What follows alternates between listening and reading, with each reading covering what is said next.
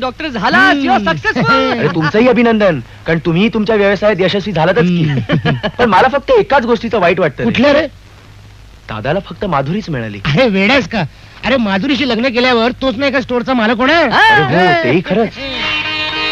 शंतनू, दादा, अरे दादा, म्हणजे तुला कळलं? अरे मला माहिती होतं आज तुझा रिझल्ट होता ते. अरे म्हणूनच तर मी पेढे घेऊन आलोय. माझी खात्री होती तू पास होणारच. अरे असाच यशस्वी हो. आणखी एक आनंदाची बातमी सांगायची तुला. कोणती? अरे बातमी कुठली ती सांग ना. माधुरीच्या ओळखीने आपल्याला एक नवीन